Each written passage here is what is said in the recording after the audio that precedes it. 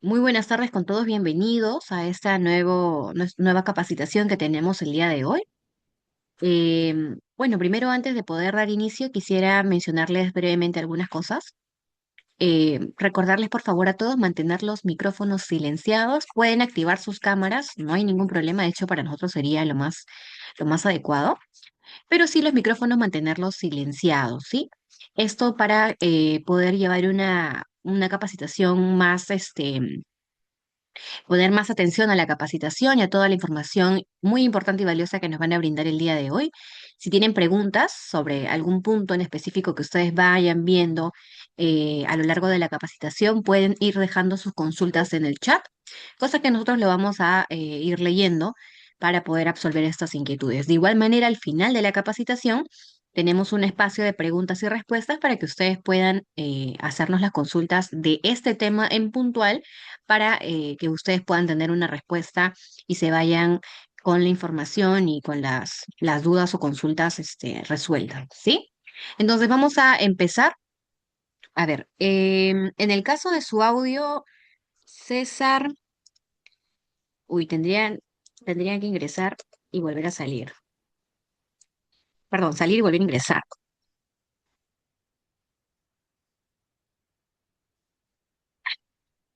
Ok, entonces vamos a empezar, por favor. Presentando el tema de hoy, tenemos, hablemos de remuneración en la MIPE. Nuestra ponente del día de hoy es la señorita Alexandra Flores Mamani. Ella es abogada por la Universidad Privada de Tacna con estudios concluidos en maestría en gestión y políticas públicas por la misma casa de estudios. Cuenta con estudios también concluidos en la maestría en Derecho del Trabajo por la Universidad de San Martín de Porres y especialización en Derecho del Trabajo y Seguridad Social. Posee experiencia profesional en materia laboral y actualmente labora como analista legal de la Dirección de Prevención y Promoción de la SUNAFIL. Vamos a darle una cordial bienvenida a Alexandra para que podamos iniciar. Muchísimas gracias por acompañarnos el día de hoy, Alexandra. Muchas gracias. Muy buenas tardes con todos. ¿Me confirman para poder dar inicio a la presentación? Sí, por favor, ya tenemos lista la presentación y podemos empezar. Bien, gracias. Muy buenas tardes con todos. El día de hoy vamos a conversar sobre uno de los temas que genera más consultas y en algunos casos contingencias laborales para los empleadores, ¿no? Que es la remuneración. Y quisiera empezar a señalar algo esencialmente importante para quienes representan tal vez a una micro o pequeña empresa. Cumplir adecuadamente con las obligaciones laborales no necesariamente significa tener una estructura administrativa compleja en la organización. Muchas contingencias que se presentan se pueden evitar conociendo las reglas básicas que vamos a explicar el día de hoy. Por ejemplo, qué conceptos son remunerativos, cuáles no lo son, qué descuentos el empleador puede efectuar, cómo deben acreditar el pago y qué documentos conservar también, ¿no? Que es algo importante. Ahora, esta charla no va a ser únicamente explicar la norma, ¿no? También queremos que ustedes puedan trasladar estas reglas que están en la legislación a situaciones que pueden ocurrir todos los meses en sus empresas. Por ejemplo, cuando pagan la movilidad o pagan un bono, si es que lo hacen, o se realiza tal vez algún descuento por tardanza, si es que pagan mediante alguna cuenta bancaria o tal vez si están ante una situación de fiscalización laboral. Entonces, eso es lo que vamos a tener presente en esta exposición, que está dirigida básicamente a las MIPE. Claro está, hay particularidades con este régimen especial, hay ciertas obligaciones en la legislación que como tal, una microempresa o una pequeña empresa no está obligada a pagar, como por ejemplo la asignación familiar, pero sí hay obligaciones de carácter transversal que vamos a explicar. Entonces, para poder iniciar esta presentación es importante conocer qué entendemos por remuneración. Entonces, antes de preguntarnos cuánto se paga, primero tenemos que saber qué es jurídicamente remuneración. Les comento que el artículo 6 del texto único ordenado de la Ley de Productividad y Competitividad Laboral establece que constituye remuneración para todo efecto legal el íntegro de lo que el trabajador recibe por sus servicios, ya sea en dinero o en especie. Cualquiera sea la forma o denominación que tenga, siempre que sea de su libre disposición. Ahora, algo importante que hay que considerar también es que en materia laboral, el nombre que le coloca el empleador al pago, su denominación, no define su naturaleza jurídica. ¿Qué significa esto? En sencillo, si yo tengo un trabajador que percibe, vamos a suponer, un sueldo de 1.500 soles y yo todos los meses le entrego adicionalmente 300, que yo lo denomino, ¿no?, como bono extraordinario, pero este pago está relacionado directamente con su trabajo. Lo recibe de manera regular, de manera periódica, y puede disponer libremente de él. No basta que en la boleta diga que es algo extraordinario para convertirlo automáticamente en un concepto no remunerativo. Cuando digo no remunerativo, significa que no entra para el cálculo de beneficios sociales. Entonces, ¿qué es lo que tenemos que analizar? Tenemos que analizar la realidad de los hechos. ¿Por qué se paga? ¿Está relacionado con el servicio? ¿Genera una ventaja patrimonial? ¿El trabajador dispone libremente de este dinero? Como vemos en las características que aquí están en la lámina en color verde, una de ellas es que sea contraprestativo, de libre disposición y que genera una ventaja patrimonial, ¿ok? Entonces, eso es lo que debemos considerar cuando evaluamos la remuneración que estamos otorgando al trabajador. Ahora, evidentemente, todo trabajador tiene derecho a una remuneración equitativa, suficiente, que procure para él y su familia el bienestar tanto material como espiritual. Entonces, ya sabemos qué entendemos por remuneración, ¿no? Es el íntegro de lo que el trabajador percibe por sus servicios, independientemente de cuál sea la denominación como tal que se le haya entregado. Ahora, otro ejemplo que se me puede venir a la mente.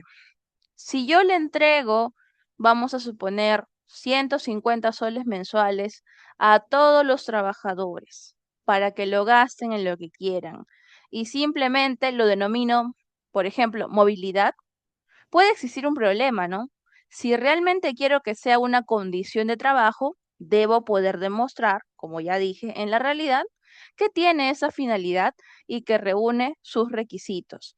Entonces, es importante definir aquí cuál es la verdadera naturaleza del monto que yo estoy entregando a mi trabajador. Por eso debemos siempre tener en claro que sí es remuneración. Si algo es remuneración, entra para el cálculo de los beneficios sociales. Bien, claro está que ya sabemos que por el régimen especial, la microempresa va a brindar que son 15 días de vacaciones, la pequeña empresa sí está obligada al pago de gratis, CTS, vacaciones también, pero una medida distinta al régimen general. Ahora sí pasamos al siguiente punto que también está ligado al tema de las remuneraciones. Vamos con la siguiente lámina. Las sumas de dinero que se entregan al trabajador directamente en calidad de alimentación principal, como desayuno, almuerzo, refrigerio, que lo sustituya, tienen naturaleza remunerativa.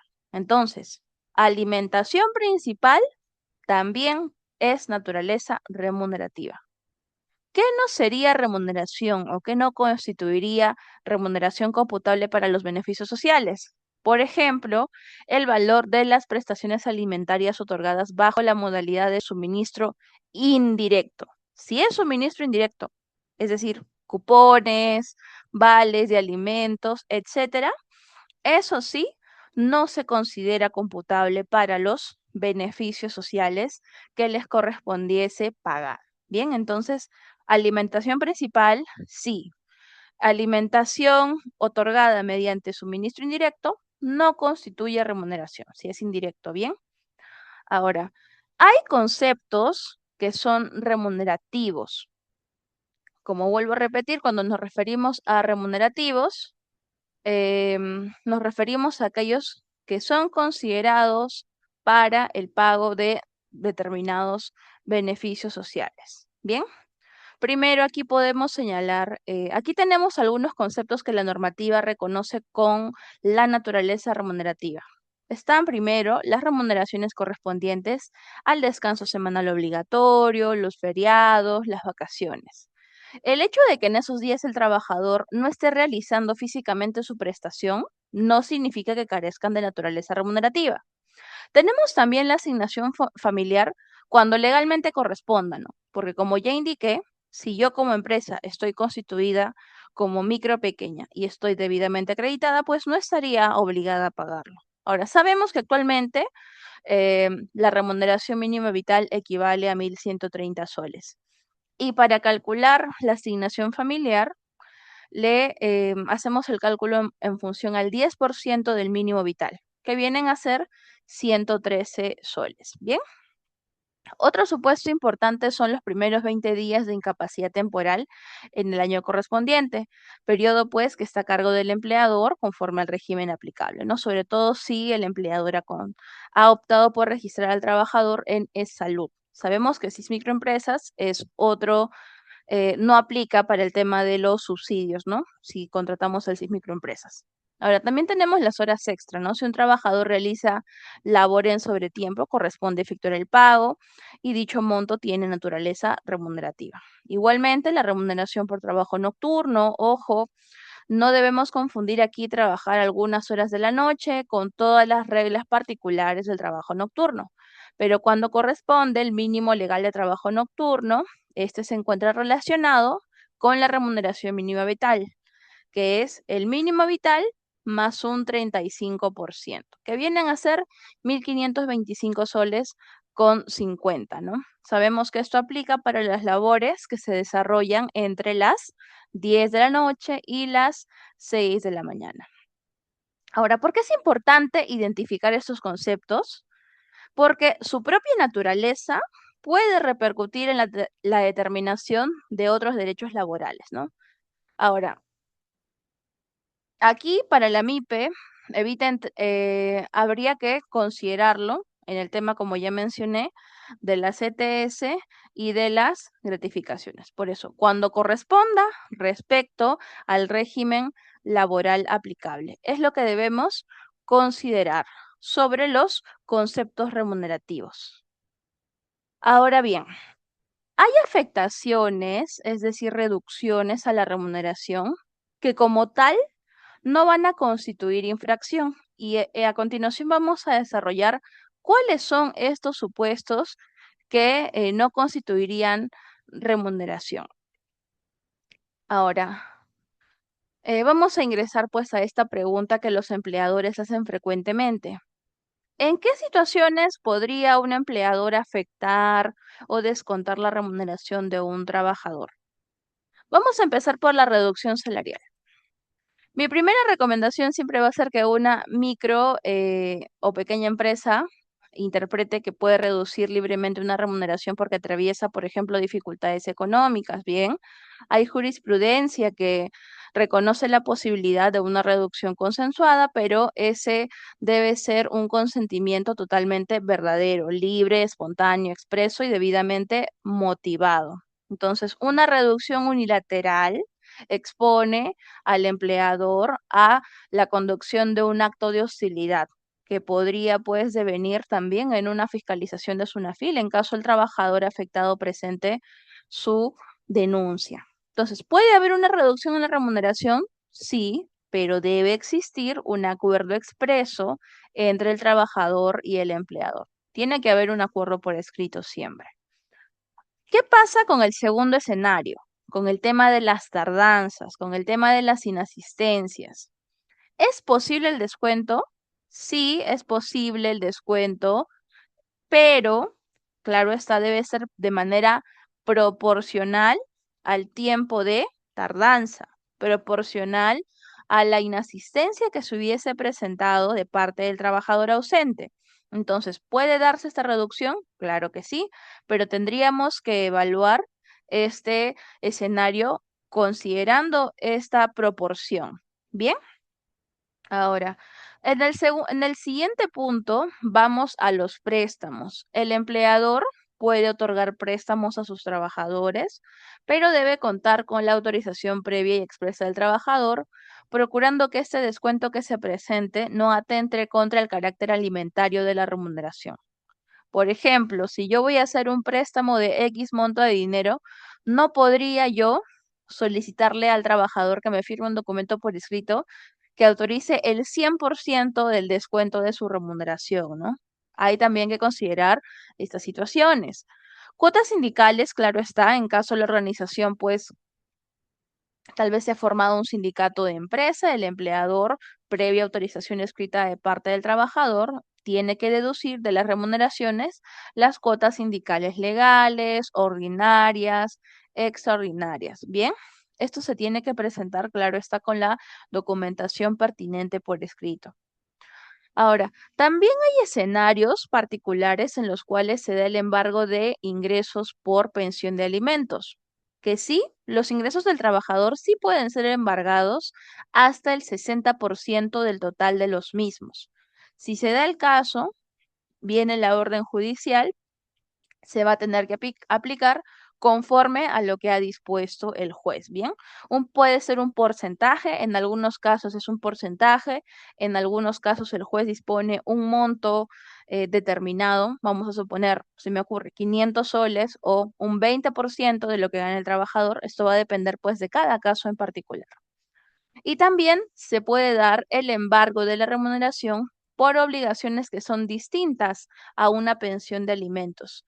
Esto requiere un mandato judicial y solo si supera el equivalente a 5 URPs, en cuyo caso únicamente el exceso de este límite va a poder ser embargado. El exceso de las 5 URPs. Bien, una URP equivale al 10% de una UIT y hasta una tercera parte como máximo. Eso es lo que considera la normativa laboral vigente. Ahora, ¿por qué es importante evaluar estos escenarios con delicadeza? Porque recordemos que en la normativa también se han establecido conductas que se consideran actos de hostilidad que son equiparables al despido. Entre estas situaciones está la falta de pago de la remuneración en la oportunidad que corresponde, salvo razones de fuerza mayor o caso fortuito que estén debidamente comprobadas por el empleador. Asimismo, la reducción de la categoría y de la remuneración o el incumplimiento de requisitos para poder ascender en el trabajo. Entonces, son conductas que se consideran actos hostiles ligadas a lo que viene a ser la remuneración como tal, que se tiene que evaluar, se tiene que considerar.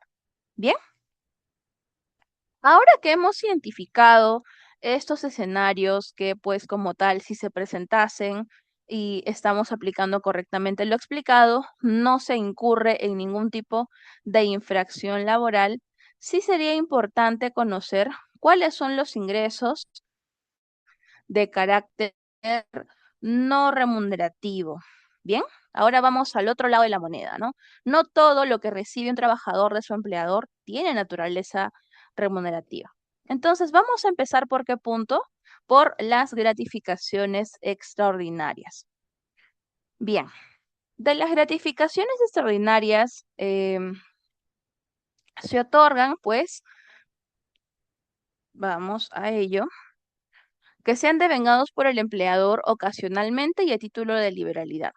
Es decir, su otorgamiento no debe guardar relación con la contraprestación del servicio efectuado por el trabajador. Esto, si se otorga, no tiene ningún tipo de carácter remunerativo. El costo o valor de las condiciones de trabajo. Aquí hacíamos el ejemplo al principio de la movilidad, ¿se acuerdan? Que es importante señalar que ese concepto, esta condición de trabajo, vamos a suponer esta movilidad, debe ser otorgada en una cantidad razonable para el cabal desempeño de la labor, sin constituir una ventaja patrimonial. ¿Qué más se podría considerar condición de trabajo aparte de la movilidad? Puede ser viáticos, gastos de representación, vestuario, entre otros diversos ejemplos que se van a dar, claro está, dependiendo de la actividad económica que realiza la empresa. Por eso aquí hay dos elementos muy útiles, ¿no? Por ejemplo, si una persona gasta, vamos a suponer, aproximadamente 100 soles mensuales en desplazamientos laborales y yo le entrego 1000 soles de libre disponibilidad todos los meses, denominándolo movilidad, Naturalmente va a surgir aquí la pregunta acerca de si todo ese importe es verdaderamente una condición de trabajo o simplemente yo lo denomino en la boleta de esta manera con la finalidad de que no ingrese al cálculo de beneficios sociales. Entonces, otro ejemplo que se me ocurre, una asignación vamos a suponer por educación. La normativa contempla también su carácter no remunerativo bajo determinados requisitos. Entre ellos está pues la razonabilidad y el sustento. Por eso, para una MIPE la documentación es fundamental, ¿no? No es necesario tener pues muchos formatos, pero sí poder demostrar para qué se entregó determinado concepto. Eso es lo que se debe demostrar, ¿no? Porque sí hay casos, es algo frecuente que el trabajador indique, ¿no? Que recibe un monto, es más, lo denuncia, ¿no? Que recibe un monto de manera mensual que no está ligado a ningún tipo de condición y es de libre disposición, genera una ventaja patrimonial. Las características de la remuneración se cumplen. Sin embargo, este monto, cuando, por ejemplo, el empleador va a calcular la gratificación, no lo considera para este beneficio. Entonces, hay que evaluarlo siempre con cuidado. Otro concepto no remunerativo también que podemos mencionar es el valor del transporte, que está supeditado a la asistencia al centro de trabajo. Aquí se debe señalar pues que esto no debe ser otorgado de manera irrazonable, de tal manera que excede el costo de traslado o se entregue independientemente de la asistencia o no. Si vamos a suponer que el trabajador en este mes faltó 5 días y yo le entregué este transporte supeditado a asistencia, entre comillas, sin ningún tipo de modificación, o sea, el monto íntegro, podría haber ahí una desnaturalización de este concepto.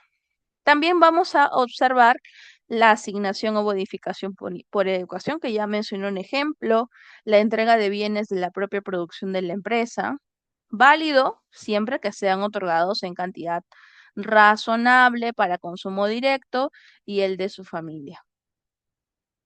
Ahora sí, no constituye remuneración para ningún efecto legal los siguientes conceptos. Esto ya está en la normativa, ¿bien? El tema de las utilidades. Cualquier forma de participación en las utilidades de la empresa no constituye remuneración. Aunque sabemos que las microempresas no están obligadas a repartir utilidades. La canasta de Navidad, cupón de Navidad, vale de Navidad, tarjeta de Navidad similar, tampoco constituye remuneración. Alimentación proporcionada por el empleador que tenga calidad de condición de trabajo. Y también recuerdan que hablamos de suministro indirecto, alimentación por suministro indirecto. Eso no tiene carácter remunerativo. Finalmente están aquí las asignaciones o bonificaciones por cumpleaños, matrimonio, nacimiento de hijos, fallecimiento y aquellas similares que tal vez pueden tener una denominación distinta, pero una finalidad similar a las que estamos mencionando, tampoco tienen carácter remunerativo para ningún efecto legal, para que lo tengan en consideración. Pasamos al siguiente punto. Bueno, esto creo que es algo sencillo de entender. En la lámina podemos ver, ¿no? Cuánto es el mínimo vital actual. Ya lo hemos mencionado. Actualmente, eh, bueno, observamos aquí dos figuras, ¿no? Esta lámina tiene dos figuras distintas. Primero tenemos la remuneración integral anual, conocida como RIA. La legislación permite pactarla cuando el trabajador percibe una remuneración mensual no menor a 2 UITs. Para el año 2026 sabemos que la UIT es 5.500 por 5.500 soles. Por tanto, estamos hablando actualmente de trabajadores que perciben una remuneración mensual de por lo menos 11.000 soles. La RIA puede comprender aquí los beneficios legales y convencionales, con excepción de la participación en las utilidades, ¿no? Es una figura que probablemente muchas microempresas no utilicen por el nivel remunerativo requerido, pero es importante también saber que existe, ¿no? Conocerlo. En segundo lugar, pero no menos importante, es la remuneración mínima vital. A la fecha de esta exposición, la remuneración mínima vital vigente es 1.130 soles. Quiero hacer esta precisión porque recientemente se ha anunciado públicamente la intención de elevarla, ¿no? A 1.300. Sin embargo, que se ha hecho ese anuncio no equivale a una norma vigente. Mientras no se produzca la modificación normativa correspondiente, el monto que debemos aplicar sigue siendo 1.130 soles. Bien, es importante señalar algo aquí, que no podemos, ojo, fijar una remuneración por debajo de lo que está establecido en el marco legal vigente. Solo se me ocurre un escenario en el que pueda presentarse eso, y es cuando la MIPE decide contratar a un trabajador a tiempo parcial. Sabemos que en los contratos a tiempo parcial el pago va a ser proporcional, claro está, a las horas que viene desarrollando este trabajador en la organización. Bien, entonces sí podría darse una pequeña situación, pero si tenemos trabajadores a tiempo parcial. De lo contrario, si es una jornada a tiempo completo, esto es lo mínimo que se debe considerar. Ahora bien, ¿cómo efectuamos el pago de la remuneración? ¿Cómo se debe realizar? El pago de la remuneración puede ser efectuada directamente por el empleador o por intermedio de terceros, siempre que en este caso se le permita al trabajador disponer de la remuneración, en la oportunidad establecida en su integridad y sin costo alguno. ¿A qué se refiere esta precisión cuando hablamos de terceros? Nos referimos a la elección de una entidad financiera. ¿Qué quiere decir? Pues que aquí tenemos una regulación respecto a que se pueden utilizar las empresas del sistema financiero o también a una precisión importante, empresas que emiten dinero electrónico para poder considerar esto como una opción porque el trabajador tiene derecho a elegir la entidad donde va a recibir su remuneración. Entonces, es importante también conocer aquí esto, ¿no? Que al inicio de la relación laboral, él debe comunicar al empleador la entidad escogida y cuando corresponda también el número de cuenta. Si vamos a realizar un cambio, claro está que durante la relación laboral se puede comunicar el cambio para que se tenga en cuenta, ¿no? Para el pago del mes correspondiente. Pasamos al siguiente punto, una pequeña precisión respecto al tema de las billeteras digitales. Aquí lo tenemos un poquito más detallado con el tema de los plazos. Hay un plazo de 10 días hábiles de iniciado el vínculo laboral para poder comunicar la entidad del sistema financiero. Bien. Entonces, si se vence el plazo sin que el trabajador haya comunicado su elección, el empleador va a poder efectuar el pago de la remuneración en cualquier empresa del sistema financiero donde se ubique el centro laboral en el que preste servicios el trabajador. Durante la vigencia de este vínculo laboral, el trabajador lo que va a hacer es poder comunicar dentro de los 10 días hábiles del mes correspondiente al pago de la remuneración el cambio de la entidad financiera y la indicación del número de cuenta para que se tenga en consideración si se va a utilizar algún tipo de bien en el sistema financiero. Es importante siempre tener aquí en consideración la voluntad que tiene el trabajador, ¿no? Lo comento porque también han llegado casos en los cuales el trabajador podría reclamar, y son denuncias que han llegado a Sunafil, en las que dicen, ¿no? Que manifestaron oportunamente la entidad financiera en la que quieren recibir determinado concepto. Y tal vez tiene una situación particular, ¿no? Vamos a suponer que el trabajador tal vez tiene algún conflicto interno con la entidad financiera A, por eso eligió la entidad financiera Z. Entonces, debemos respetar la decisión que nos está indicando el trabajador para poder recibir el pago de su remuneración. Eso es importante. Bien. Ahora, hay un acuerdo que se debe celebrar para el pago mediante billeteras digitales. Esto es una modificación realmente reciente, no tiene mucho tiempo, pero sí es algo que ya está aplicando el pago mediante billeteras digitales. Desde el 2026 tenemos ya reglamentada una alternativa que muchas MIPE ya podrían estar utilizando, ¿no? Que es las billeteras digitales. En este caso, la ley me parece 32.413 y su reglamento permiten utilizar billeteras digitales para la percepción de haberes y otras obligaciones laborales bajo las condiciones que ya se han establecido normativamente. Pero aquí también tengan cuidado con una simplificación, ¿no? La norma no significa simplemente que desde ahora te puedo yapear tu sueldo y listo, a todos los trabajadores, ¿no? Lo que existe detrás de la billetera es una cuenta de ahorros o una cuenta de dinero electrónico. Puede darse también cuentas de dinero electrónico dentro del sistema regulado correspondiente. Además, aquí nuevamente recalco, tiene que respetarse la libertad de elección y las condiciones de seguridad, trazabilidad y acreditación. La recomendación práctica siempre va a ser que exista un acuerdo claro con el trabajador y que la empresa pues conserve evidencia del mecanismo que se ha elegido para el pago de la remuneración. Ahora, claro está que para una MIP esta alternativa puede simplificar mucho los pagos, ¿no? Pero la facilidad tecnológica, les recalco que no elimina las obligaciones laborales, no elimina, por ejemplo, la obligación de entregar una boleta de pago de manera oportuna. Bien, eso también hay que considerarlo. Pasamos al siguiente punto. ¿Cómo se acredita el pago de la remuneración? Para eso tenemos un documento que es la boleta de pago, ¿no? Se acredita el pago con la boleta de pago firmada por el trabajador o con la constancia respectiva cuando aquel se haga a través de terceros. Me refiero a entidades financieras, sin perjuicio de la entrega de la boleta correspondiente mediante el empleo de tecnologías de la información y comunicación. Sabemos que también, de acuerdo a la modalidad que se esté prestando el servicio, vamos a suponer teletrabajo total, se puede entregar la boleta por medios electrónicos, no hay ningún inconveniente. Pero si tal vez tenemos personal que labora de manera presencial 100%, también es una posibilidad de entregar la boleta en físico.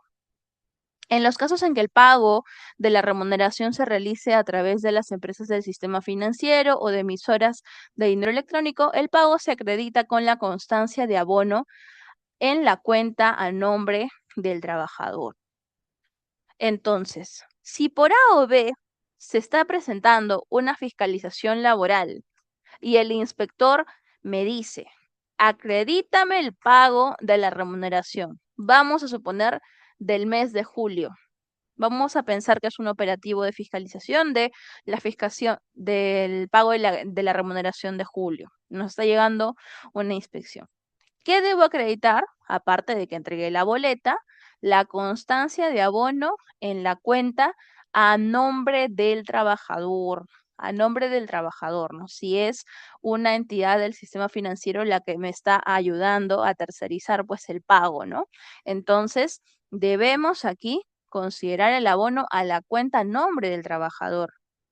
Recalco esto, incluso creo que ya lo dije 3 veces, pero nos ha pasado también, o bueno, he podido revisar algunos casos en los que por diversos motivos el trabajador no recibía su remuneración en una cuenta a su nombre, sino que la cuenta estaba a nombre de la mamá, de la hermana, del papá, del primo. Entonces, si yo he realizado una transferencia a cuenta de un familiar, esto no me va a servir para acreditar el pago de la remuneración, ¿no? Sé que tal vez es algo obvio, pero ha pasado situaciones de esa índole. Por eso, muy importante siempre recalcar este punto. Y finalmente precisar pues que la boleta de pago contendrá los mismos datos que figuran en planillas y debe ser sellada y firmada por el empleador o su representante legal. Bien, eso es lo que tenemos que considerar. Ahora, algunas garantías que se deben tener en cuenta para el uso de las billeteras digitales, ¿bien? Esta lámina pues complementa, mejor dicho, la anterior y nos explica por qué la normativa no habilita cualquier mecanismo de pago indiscriminadamente. Primero tenemos la seguridad, ¿no? Los fondos deben estar vinculados a una cuenta dentro de entidades sujetas a la regulación correspondiente. Tenemos la libertad de elección del trabajador.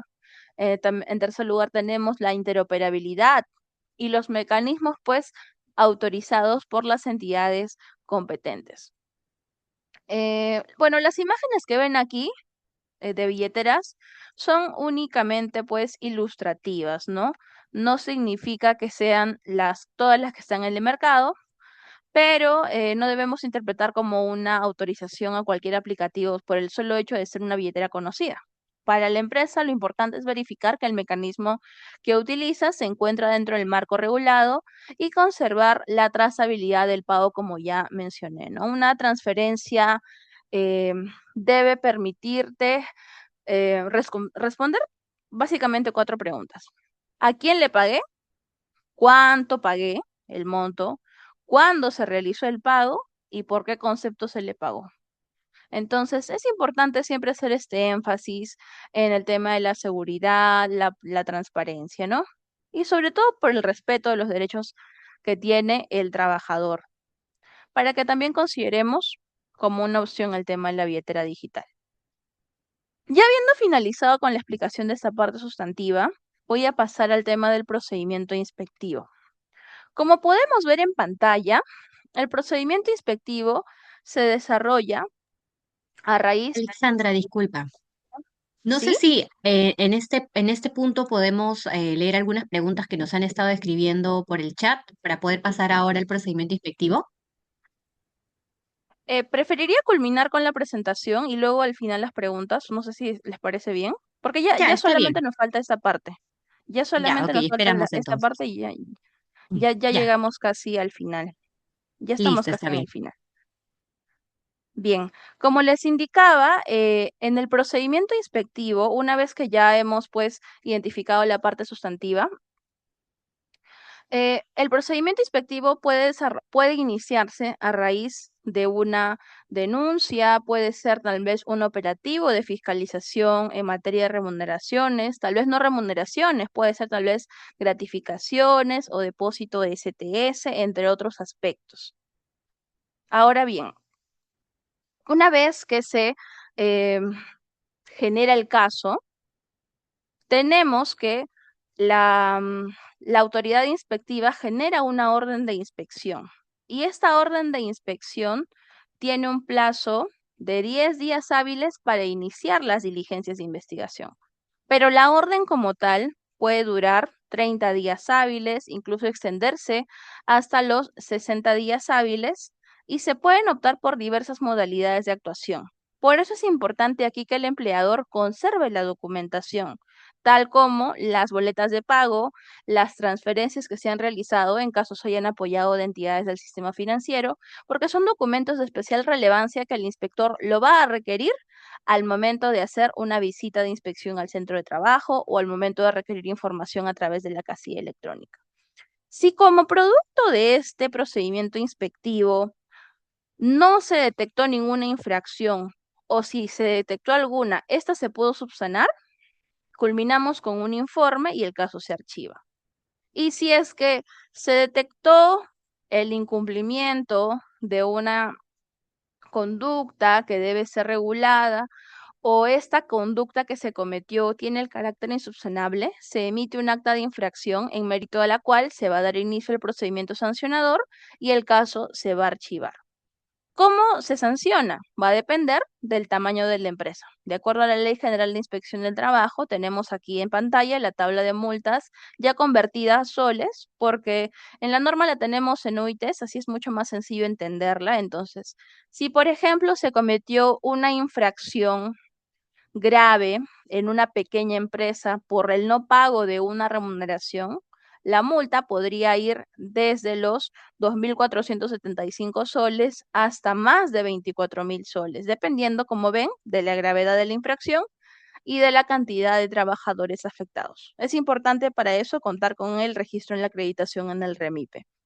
Y ya para finalizar, y pasamos ahora sí a responder sus preguntas, comentarles que contamos con un aplicativo.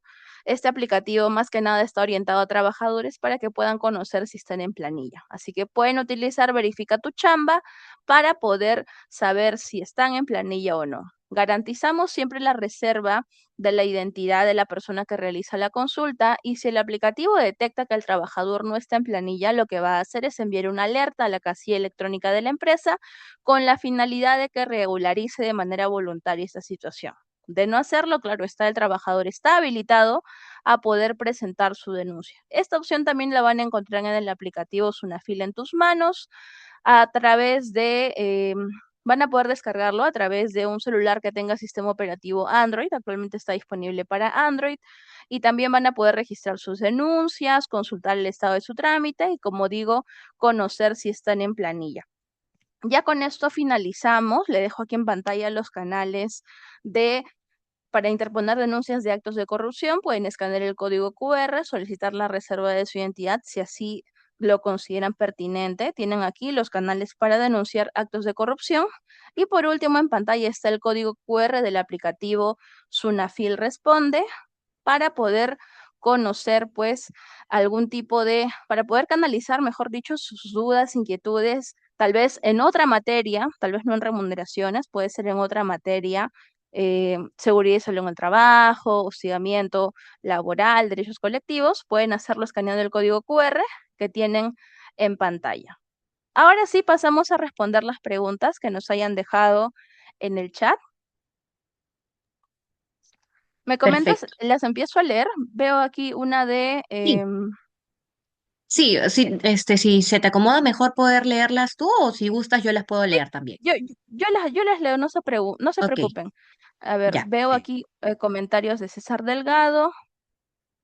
A ver, Ronald Ango nos está haciendo una consulta. Vamos con la primera consulta de Ronald Ango.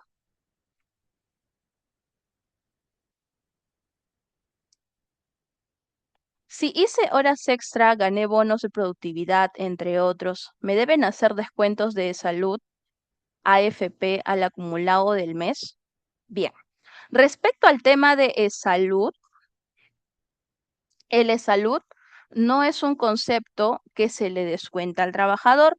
Recordemos que el salud lo asume íntegramente el empleador en base a la remuneración que le paga al trabajador. No entiendo que en este caso de manera mensual. Ahora bien, sobre la siguiente pregunta, que es sobre la AFP. Si has realizado labor en sobretiempo y bueno, hemos visto que las horas extras sí se consideran como un concepto remunerativo para poder pues tener en consideración en la remuneración. Todo concepto remunerativo sí está afecto al descuento de la AFP, pero como repito, de salud no es algo que le van a descontar al trabajador. Pasamos a la siguiente pregunta de Javier Molina.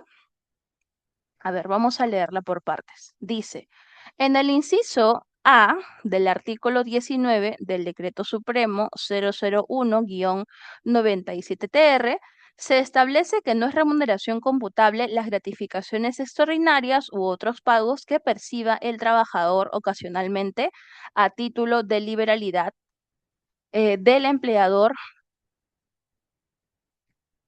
o hayan sido material de convenio colectivo. La pregunta es, ¿cualquier concepto otorgado por el empleador a título de liberalidad no es remuneración computable?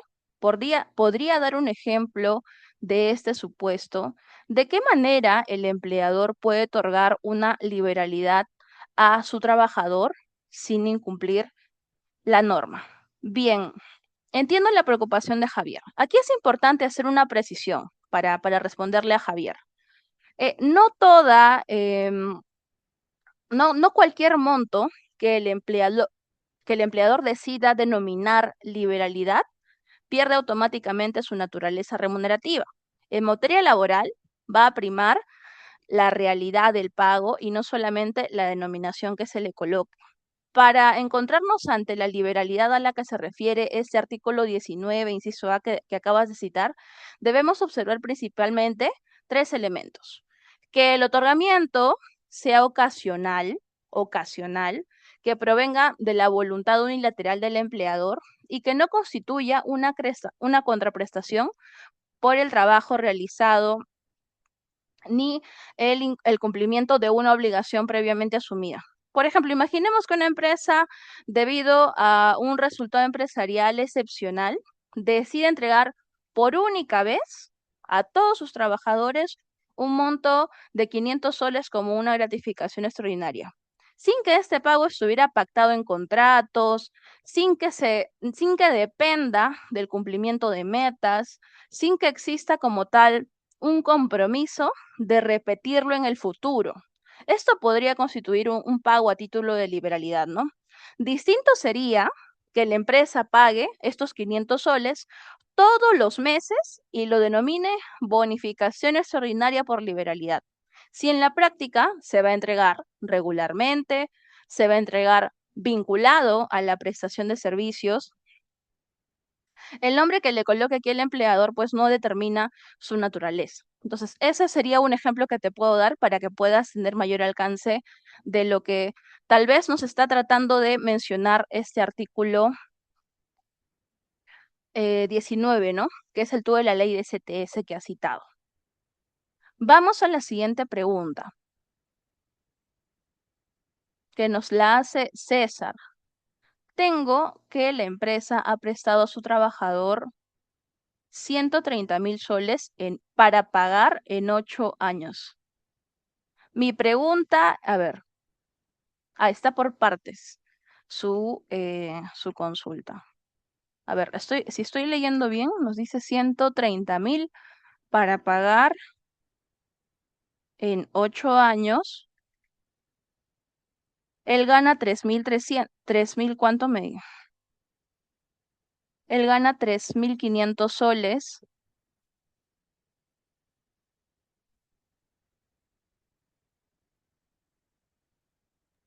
Quizás A podemos ver, nos está, continuar con la siguiente pregunta. sí, Yo voy está un poquito partida la pregunta.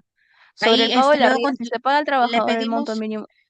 sí, si no, Sí, luego tal le vez para que pedimos, nos pueda ser más concreta la precisión. sí, ajá, señor César, no sé si nos escucha, por favor, para que pueda juntar, porque sí lo vemos por separado, quizás la pregunta, o en todo caso, luego le doy el pase para que pueda activar el micrófono y hacer la consulta puntual. Mientras tanto, vamos continuando con otras preguntas. Sí, pasamos con la siguiente pregunta entonces. A ver, voy con la siguiente pregunta.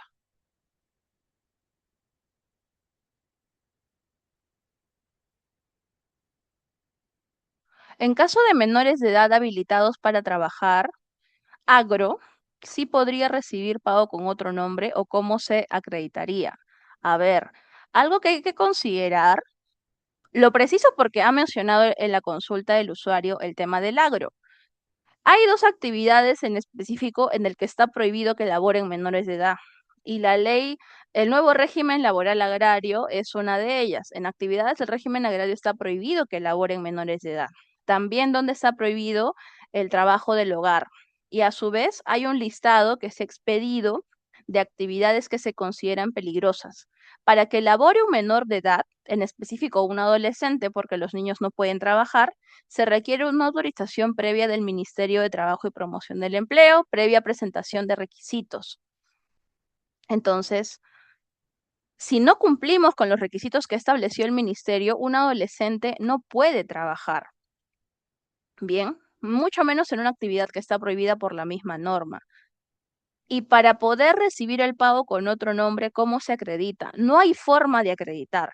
No es posible que el depósito efectuado de la remuneración se realice a un trabajador, pero con la cuenta a nombre de otra persona. Si es menor de edad, eh, se tiene que ver la posibilidad para que se le abra un número de cuenta o a su apoderado, ¿no? Debidamente autorizado. Pero, como vuelvo a repetir, mucho cuidado con el tema del agro y también en el trabajo del hogar, que es una actividad que se encuentra prohibida. Vamos con el tema de la consulta de Javier sobre el pago de la RIA. Eh, a ver, Javier nos había preguntado de la RIA, me parece. Es el pago de los 11.000 soles, ¿es bruto o es neto? Bueno, yo diría que es bruto, ¿no? Porque para pactar válidamente una remuneración integral anual, el artículo 8 del TUO de la Ley de Productividad y Competitividad Laboral exige que el trabajador perciba una remuneración mensual no menor a 2 UITs, considerando pues que como ya mencioné, el valor de la UIT para el 2026 es 5.500, el umbral es 11.000 soles, ¿no? Lo importante aquí es que esos 11.000 soles se verifiquen antes de los descuentos legales. Yo entiendo que el requisito de las dos UITs pues se refiere a la remuneración mensual bruta del trabajador, ¿no? No al importe neto que finalmente recibe después de la AFP o descuento del ONP, impuesto a la renta u otras retenciones, ¿no? Por tanto, para 2026 ese es el monto que se debe considerar, ¿no? Los 11.000 soles antes del descuento. Mejor dicho, no menor a 11.000 antes del descuento. Pasamos a la siguiente pregunta. ¿Tiene que ser cuenta de la empresa o cuenta personal? La norma no hace una precisión sobre el tipo de cuenta, ¿no? Eso no hay una restricción al respecto. El trabajador es quien te va a proporcionar la cuenta, ¿no? Y él elige, como mencioné, la entidad financiera. Javier Molina nos pregunta, las cartas inductivas, perdón, las cartas de inducción emitidas por la SUNAFIL, ¿son consideradas como una orden de inspección? No, Javier, te comento que las cartas inductivas son por su denominación técnica, son una acción preventiva que no constituye ningún carácter inspectivo o sancionador. Ahora, ¿qué sí puede pasar? Y es una base de datos que se almacena en Sunafil, que si, por ejemplo, por A o B, un empleador no responde una carta inductiva, no significa que se le vaya a multar, no significa que se le vaya a sancionar, porque es una carta preventiva, ¿no? No hay una sanción tipificada en el reglamento de la Ley General de Inspección del Trabajo que sancione por no responder una carta. Ahora, ¿qué sí puede pasar?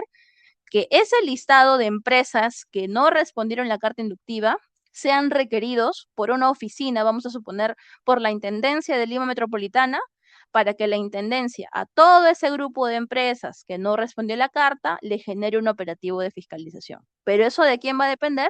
Va a depender de una decisión interna del sistema de inspección del trabajo o de un órgano desconcentrado. Como digo, podría ser la Intendencia de Lima Metropolitana, o tal vez la Intendencia Regional de, vamos a suponer, Lambayeque, solicita el listado de cartas de empresas de carta que no han respondido la carta inductiva, por ejemplo, en materia de prevención del hostigamiento sexual en el ámbito laboral, y se podría generar, ¿no? Como una estrategia del órgano desconcentrado, un operativo de fiscalización. Pero no significa que la carta sea considerada como una orden de inspección, ¿no? Es una acción preventiva cuya finalidad es que el empleador tome conocimiento de la normativa laboral y pueda atender el pedido, haga una evaluación interna de manera voluntaria y se evite la comisión de una infracción laboral. Pasamos con la siguiente pregunta de César.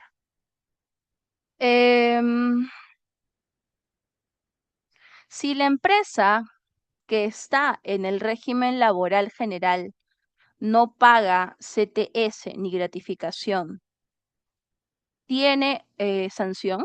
Claro, bueno, siempre que hay una orden de inspección y producto de esa fiscalización no se obtenga un resultado favorable para el cumplimiento de la obligación laboral, lo que deviene es el procedimiento que hemos explicado.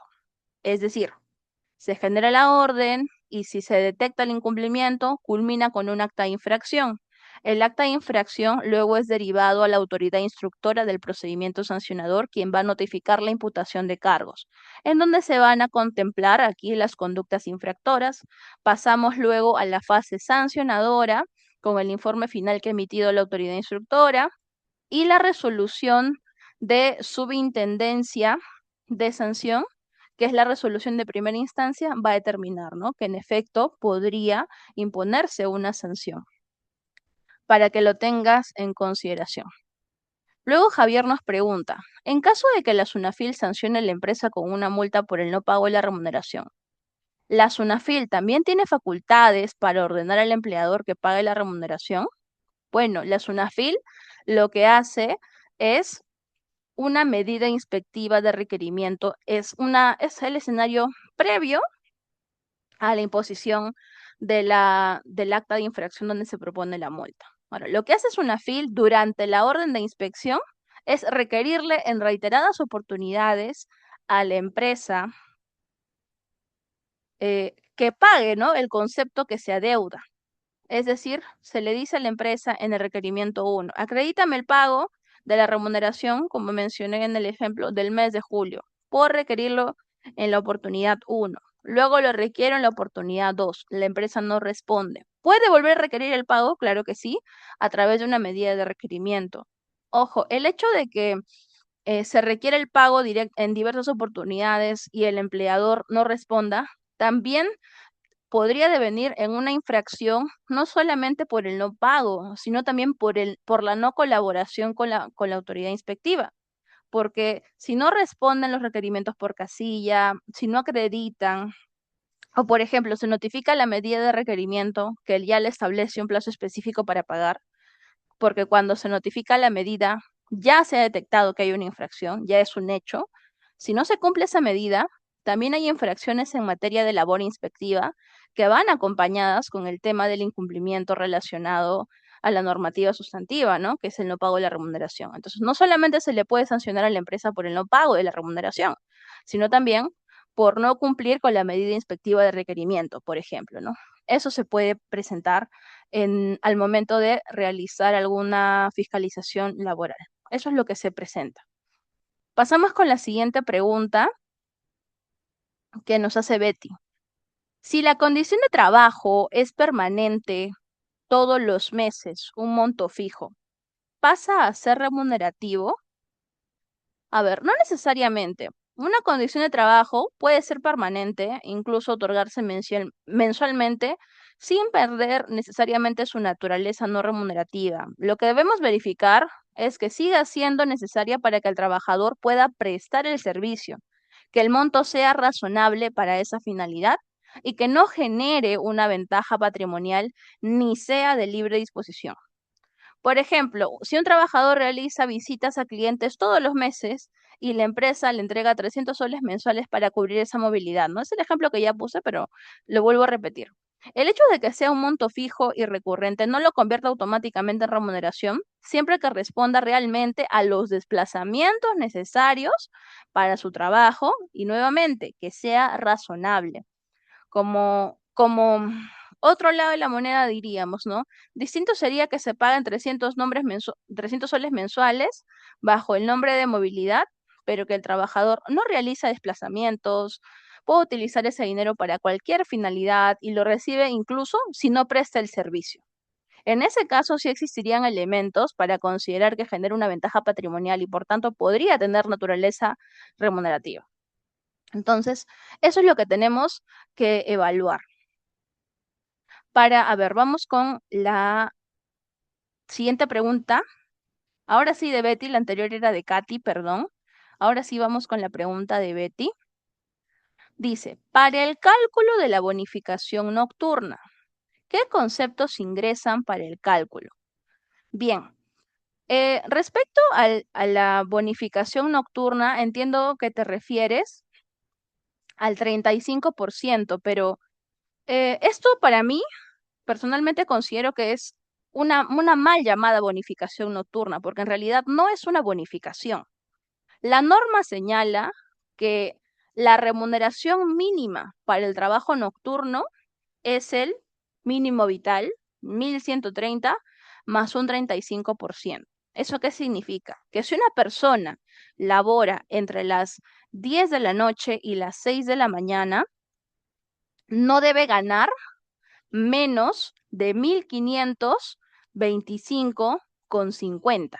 Entonces, lo que tal vez estamos confundiendo con bonificación en realidad es la remuneración mínima nocturna. Eso es lo que correctamente se conoce ilegalmente. Entonces, si por ejemplo mi trabajador mensualmente gana 1.600, 1.800, no hay nada que bonificar, por más que trabaje de noche, porque estamos superando el mínimo nocturno. Eso en primer lugar, para que lo tengamos en consideración. Bien. Vamos con la siguiente pregunta también de Betty.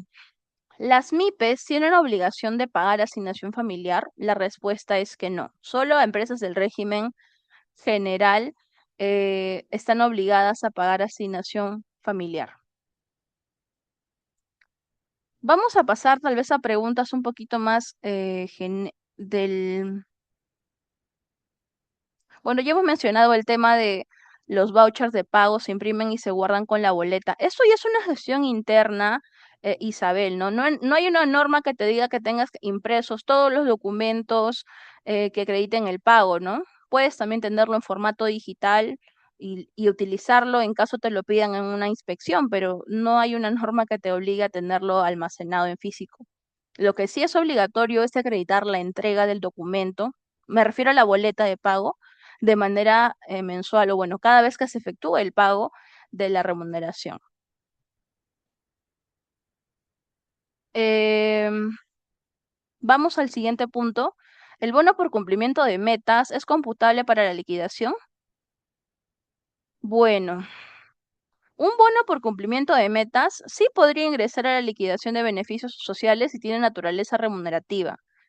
Ahora, sí lo que les pediría es que, a ver, no vamos a ponernos a analizar cada denominación que le da la empresa a un bono. Para eso hemos explicado en la presentación las características que tiene un concepto remunerativo. Hemos hablado del tema de la ventaja patrimonial, hemos hablado del tema de la contraprestación, ¿no? Si nos ponemos a analizar cada denominación que cada empresa le da a un bono, no vamos a terminar de responder las preguntas, pero sí quiero siempre dejar en claro el hecho de las condiciones, la razonabilidad, el tema de que se cumplan con las características o no de lo que constituye remuneración. Eso es lo que se analiza, mm, independientemente de cuál sea el nombre que se le haya dado a la bonificación. Entonces, a ver, solamente para ir con este tema que nos pregunta Anthony, el hecho de estar condicionado al cumplimiento de objetivos no lo convierte automáticamente en un concepto no remunerativo. Por eso digo, ¿no? Si se paga como contraprestación por el trabajo, es de libre disposición y tiene carácter remunerativo, debemos analizar su incidencia en cada beneficio. Entonces hay que interiorizar esto, ¿no? No basta con tener conocimiento de cómo se le denomina para analizar a profundidad su naturaleza. Por eso es que cuando un trabajador indica que determinado concepto en su boleta debería ser computable para cálculo de beneficios, un inspector no solo va a analizar que la boleta diga bono por esto, sino va a pedir documentos internos, las políticas que tiene la empresa internamente para el pago de bonificaciones y va a revisar cantidad de documentos. Y para eso se requiere un plazo, ¿no? Que son de 30 a 60 días hábiles, porque se investiga eso, si está o no está desnaturalizado. Bien, pasamos a la siguiente pregunta. Me parece que es de Elena. Elena nos pregunta, si la empresa decide no tener 8 horas de trabajo, sino 6 de trabajo. ¿Es legal eso? Si la empresa decide trabajar 2 turnos, de 8 a.m. a 3 p.m. y de 2 p.m. a 8 p.m., ya no daría horas extra. ¿Se puede hacer eso? ¿Es legal? A ver, ¿es legal que una empresa establezca una jornada de 6 horas diarias? Claro que sí, es legal, porque las 8 horas diarias o 48 horas semanales son límites máximos que se deben respetar. No es una jornada mínima obligatoria que se debe cumplir. Entonces, no hay ningún problema si la empresa establece jornadas inferiores a lo que son 8 horas de trabajo. No hay ningún inconveniente. Ahora, respecto a los turnos que mencionas, hay que mirar las horas efectivamente laboradas. Por ejemplo, de 8 a 3 me comentaste, hay 7 horas de permanencia y de 2 a 8 hay 6 horas de permanencia. Ahora, si la empresa ha establecido una jornada ordinaria de 6 horas, entonces cualquier trabajo que exceda esas horas puede constituir sobretiempo porque el reglamento señala expresamente que es hora extra aquello que excede la jornada ordinaria vigente en el centro de trabajo, incluso si la jornada es reducida. Por eso, en el primer turno, solo podría equivaler 6 horas efectivas si dentro de ese periodo existe, por ejemplo, una hora de refrigerio que no forma parte de la jornada. Sabemos que el tiempo de refrigerio no forma parte, ¿no? La ley también establece que el refrigerio no puede ser menor a 45 minutos y como regla esto se debe cumplir. De lo contrario, estaríamos ante un incumplimiento. La regla es que los 45 minutos que te comento no integran la jornada laboral. Entonces, en resumen, la empresa sí puede establecer pues las 6 horas, porque 8 horas diarias y 48 semanales son límites máximos. También puede organizar el trabajo mediante turnos, no hay ningún inconveniente con eso. Lo importante aquí es que cada trabajador cumpla la jornada ordinaria que le corresponde. Así que eso es lo que se va a considerar. Pasamos con la siguiente pregunta, que es de Judith. Si se contratan practicantes, ok, practicantes en la empresa, se les tiene que poner en planilla con todos los beneficios sociales. Bien, Judith, te comento que para los practicantes, las disposiciones no son las que hemos mencionado el día de hoy respecto al tema de remuneración. ¿Por qué? Porque los practicantes se rigen bajo una normativa distinta. Tienes que revisar la ley de modalidades formativas y su reglamento. Eso rige para practicantes. Mucho cuidado, y aquí tenemos que diferenciar también el tema de prácticas preprofesionales, porque la jornada formativa es distinta a la de un practicante profesional. Lo que sí aplica de manera similar a los beneficios sociales, se podría decir, o a la remuneración de un trabajador, es la subvención económica que percibe. El practicante no percibe remuneración, el practicante percibe subvención económica mensual, que no puede ser inferior a la remuneración mínima vital si es que se cumple la jornada máxima formativa, que viene a ser pues 1.130 soles. Ahora, beneficios sociales no percibe el practicante, no percibe gratificación, no percibe CTS, tampoco vacaciones. Lo que sí percibe es una subvención equivalente a media subvención económica mensual cada 6 meses de prácticas. Y tampoco su descanso se le denomina vacaciones. Lo que correctamente se denomina es un descanso subvencionado, que es de 15 días una vez que el practicante cumple el año en la empresa. Entonces tiene derecho a 15 días de descanso subvencionado, pero no confundir, ¿no?, los derechos de un practicante con los derechos que tiene un trabajador. El practicante no es un trabajador, ¿bien? Pero sí debe ser, y con respecto a la planilla, sí debe ser registrado en la planilla, pero bajo la categoría de personal en formación, que viene a ser una modalidad formativa eh, laboral. Ronald nos pregunta, ¿hay algún cambio con que la función inspectiva MIPES pasó al gobierno regional? No hay ningún cambio respecto al tema de la fiscalización de los beneficios. Se va a seguir fiscalizando. La diferencia es que actualmente tenemos un listado. Entonces, si la empresa se encuentra dentro de ese listado, le corresponde a la Dirección o Gerencia Regional de Trabajo hacer la fiscalización laboral. Si la empresa no está dentro de ese listado, le corresponde a SUNAFIL hacer la fiscalización laboral. Ese vendría a ser el único cambio, ¿no? Si el inspector viene de la Dirección o Gerencia de Trabajo o si el inspector viene de SUNAFIL. A ver, Isabel nos pregunta, si, si practicante, si practicante por convenio es necesario estar en planilla. No entiendo muy bien, Isabel, la pregunta, pero sí te comento que sí hay que registrar, ¿no?, al practicante bajo la modalidad formativa laboral en la que se encuentre. Eso sí hay que registrarlo. Como ya mencioné, ¿no? Es una consulta similar a la que nos hizo, me parece, Judith, para que lo tengamos en consideración. A ver, pasamos con la siguiente pregunta. Después de lo del practicante. Tenemos la pregunta de Vanessa. Vanessa nos está preguntando, ¿una MIPE acreditada no está obligada a otorgar gratificaciones? Bueno, esa afirmación es incorrecta, ¿no? Porque sabemos que las MIPE comprenden micro y pequeñas empresas. Las microempresas sí son las que están exentas del pago de gratificaciones. Las pequeñas empresas deben pagarlo. Recordemos que la abreviatura MIPE se refiere a micro y pequeñas empresas. Si nos referimos en específico a micro, claro que sí, no están obligadas. Pero si la empresa, tanto en julio y diciembre, quiere otorgar un bono, esto se tiene que reflejar en la boleta Por supuesto, ¿no? Si se trata de una microempresa inscrita en el REMIPE que no está obligada legalmente a pagar rectificaciones, puede voluntariamente, y la misma norma lo señala, mejorar condiciones laborales y puede otorgar voluntariamente un monto adicional a sus trabajadores. Este pago, claro que debe consignarse en la boleta, identificando claramente su naturaleza. Si es un pago verdaderamente ocasional, no vinculado a metas, productividad, podrá registrarse como una bonificación extraordinaria, ¿no? Sin embargo, aquí el empleador debe tener cuidado con no otorgarlo de manera periódica, porque la reiteración puede poner en cuestión su carácter extraordinario y generar una contingencia respecto de su naturaleza remunerativa. Bien, y también hay pronunciamientos judiciales respecto a eso. Por eso sí debe estar en la boleta.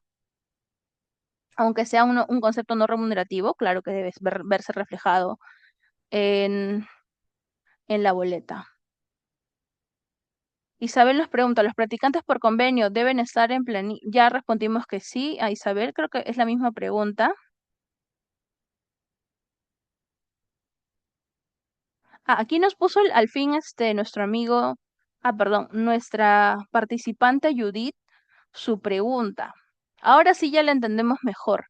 Judith nos dice, la empresa presta a su trabajador 130.000 soles para pagarlo en 8 años, o sea, 96 meses, de 1.354,17. El trabajador gana 3.500. ¿Estaría contemplado descontarle su planilla? Claro, sí, sí puede contemplarse el descuento mensual si te refieres a 1.354 en planilla, siempre que el préstamo haya sido válidamente otorgado y exista la autorización previa. Si tienes solo autorización expresa, Judith, escrita del trabajador, de poder descontarle, no hay, no hay ningún impedimento.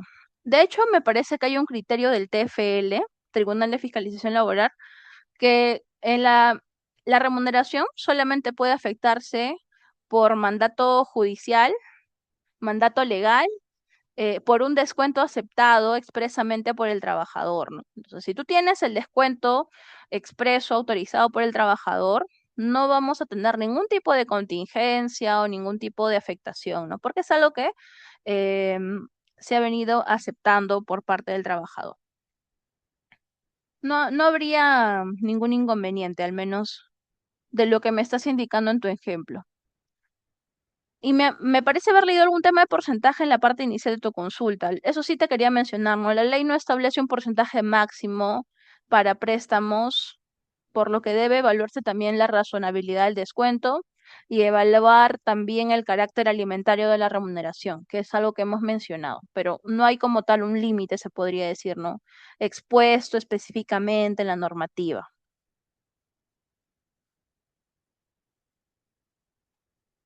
A ver. eh, R y G nos está haciendo una consulta. ¿Me comentan cuánto tiempo nos queda para preguntas? Eh, o, Sí, yo creo que ¿O cuántas podemos más puedo responder? continuar con, sí, yo creo que podemos responder unas tres preguntitas más y podemos dar Ya. por concluido el webinar. Lo que sí me gustaría decirles brevemente nada más a todos los asistentes es que les estamos enviando por el chat una encuesta. Es muy, muy fácil, muy sencilla de llenar. Nos va a poder ayudar a conocer la opinión que tienen ustedes de los webinars que realizamos, qué otros temas les gustaría también tocar. Y al finalizar, pues vamos a enviarles también su certificado de participación a cada uno de ustedes. Entonces, por eso sí es importante, por favor, que puedan llenarlo. Únicamente las personas que lleguen van a poder recibir su certificado. Por favor, nombre y apellido completo, porque algunos están llenando Carlos y nada más. Entonces, con esa información no vamos a poder enviarles el certificado. Sí, datos completos, por favor, y bueno, eso sería por mi parte. Bien, entonces continuamos con las últimas tres preguntas para ya poder finalizar. Vamos con, a ver, ¿dónde me quedé? Ya, en el tema de las boletas, ¿verdad? Por aquí nos estaban haciendo una pregunta con respecto a las boletas. En caso vienes una FIL y si alguna de las boletas no están firmadas pero las tengo en físico. Ok, me dices que a ver, ¿dónde se me fue la pregunta? Aquí está.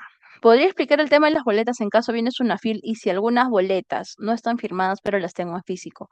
¿Me auditoría o me pondrían una multa teniendo todas las boletas? Bien. El inspector, cuando va a hacer una visita, te va a pedir determinada información, sí, pero muy probablemente para complementar eso te lo va a requerir a través de la casilla electrónica o te lo va a pedir a través de una comparecencia. Entonces, no te van a sancionar, no te pueden sancionar automáticamente simplemente porque encuentra boletas que no están con la firma del trabajador, porque el problema puede aparecer si el empleador no puede acreditar que las boletas fueron efectivamente entregadas. Entonces, ¿qué fiscaliza Sunafil? Que no se esté cometiendo alguna de las conductas que esté tipificada como infracción laboral. ¿Y cuál es la infracción laboral relacionada necesariamente a las boletas? Que tú como empresa acredites que le has entregado la boleta al trabajador a través de un medio autorizado. Ahora, hay formas de acreditar la entrega. Puede ser, por ejemplo, a través de si, por ejemplo, tú le entregas la boleta a tu trabajador a través de una plataforma o sistema en la cual el trabajador descarga el documento, garantizar pues que el trabajador tiene acceso a esta plataforma, que ha cumplido, porque la misma plataforma te puede indicar alertas, ¿no? Que se ha descargado, si ha leído el documento y hay que estar haciendo la vigilancia constante si es digital, ¿no? Ahora, si es una entrega física que has realizado, tendrías que acreditar el cargo, ¿no? De que el trabajador te ha firmado efectivamente la boleta. Porque este hecho, o bueno, esta conducta de la no entrega, por lo general, no voy a decir en todos los casos, pero por lo general, siempre ocurre porque el trabajador denunció a Sunafil que la empresa no le entregó el documento. Entonces, ¿tú cómo puedes acreditarlo? Si es que es por medios digitales, como te digo, con una plataforma, o puede ser también entregar a través de medios electrónicos, si tú le has asignado a tu trabajador un correo empresarial y le entregas y le remites a ese correo empresarial todos los meses su boleta, y el trabajador pues te ha firmado su autorización de que a través de ese correo empresarial se van a recibir todas esas comunicaciones, es su manera de acreditarlo. A ver, el inspector te va a decir, le has enviado y tú tienes su reporte de correos que mensualmente le has venido entregando la boleta por este medio digital al trabajador.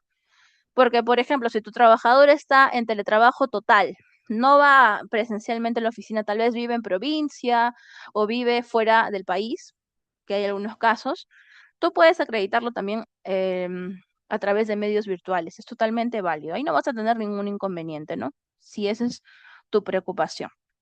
Vamos con la siguiente pregunta que nos hace, me parece que es Emi. Sí,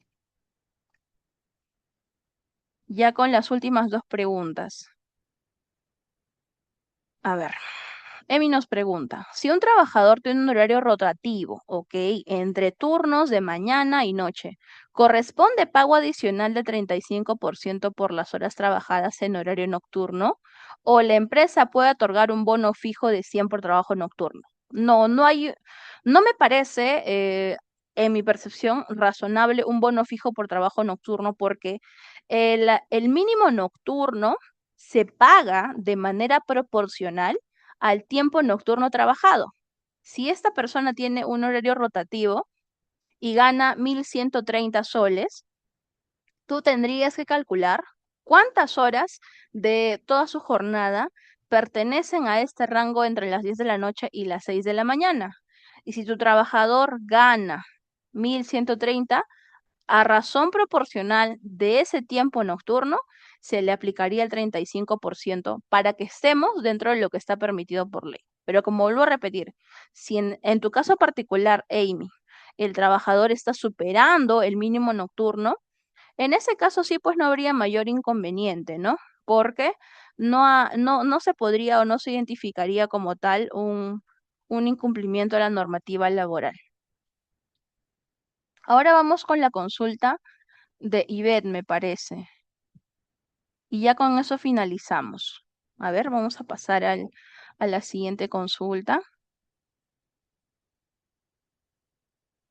A ver, Ivette nos consulta. Respecto al horario nocturno, nuevamente vamos con el horario nocturno para una empresa con personal de construcción civil. O sabemos que construcción civil, ojo aquí, es un régimen especial y la remuneración se paga de una manera totalmente distinta a un régimen común o régimen general. ¿Es el mismo tratamiento que para una empresa régimen general? Bueno, no, ¿no? Claro que no, porque hablamos de un régimen especial, como indica, cuya remuneración mínima nocturna es de 1.525,50. Bien, en construcción civil existe un tratamiento especial para el tema nocturno, ¿no? El horario nocturno en construcción civil va de 11 de la noche a 6 de la mañana y genera una bonificación del 25% sobre el jornal básico del trabajador. Por ello, aquí no corresponde aplicar directamente la remuneración mínima nocturna de 1.525,50, porque esto que he mencionado aplica para el régimen general, ¿ok? Entonces, sí es necesario hacer esta precisión para que lo tengamos en consideración. Tenemos que revisar aquí, sí, los alcances del régimen especial.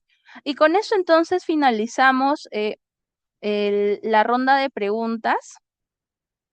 Me parece que ya, o podemos tal vez leer una más. No, no sé, ¿me confirma? Sí, bueno, podemos leer una más para poder ya culminar, Ya. ahora que estamos 4:30. Ya, perfecto. Entonces vamos con la última pregunta, que la que sigue en nuestro listado es la de Esteban. Ya con esto finalizamos y nos despedimos. Por favor, a las personas que tal vez tienen alguna consulta adicional, nuevamente les recalco que en pantalla está el código QR de Sunafil Responde, donde van a poder canalizar sus dudas, inquietudes laborales. Bien. Dice, ¿cuánto tiempo debe permanecer un practicante en la empresa? Va a depender, Esteban, del tipo de practicante que tengas. Para los practicantes preprofesionales, si te refieres a la jornada en la que debe permanecer, es de 6 horas diarias o 30 semanales para los preprofesionales. Es lo que debe permanecer, ¿no? Si te refieres a cuántas horas al día. Y para los practicantes profesionales, el límite es 8 horas diarias o 48 horas semanales. Ahora, si te refieres al tema de cuánto tiempo puedo tener un practicante, la duración en las prácticas pre es proporcional al proceso formativo y se mantiene hasta que, mientras la persona tenga la condición de estudiante, ¿no? No hay como tal un plazo mínimo que esté fijado por la ley de modalidades formativas. Para el caso de prácticas pro, sí hay un tiempo máximo, ¿no? Que no puede exceder, la regla general dice 12 meses, salvo que el centro de formación profesional o una universidad establezca mediante, puede ser un reglamento o norma similar, una extensión mayor, ¿no? Esto es posible, como digo, solamente para el practicante profesional. Y muchas gracias por su atención. Espero haber podido responder todas sus preguntas. Nuevamente les indico que en pantalla tienen el código QR de nuestro aplicativo Sunafil Responde para poder seguir canalizando sus dudas o inquietudes laborales. Muchas gracias por su atención. Muchas gracias a todos. Gracias, Alexandra, por la información tan valiosa que nos has compartido el día de hoy. Agradecer a todos los asistentes, recordarles que también pueden llenar la encuesta para que reciban su certificado de participación. Todos los meses estamos realizando este tipo de webinars con el equipo de Sunafil. Información bastante valiosa, bastante importante para sus empresas y mes a mes estamos tocando diferentes temas que sabemos que son de interés para ustedes. Nuevamente agradecerles a todos por su participación y nos estamos viendo en una próxima oportunidad. Que tengan muy buenas tardes a todos. Hasta luego. Gracias.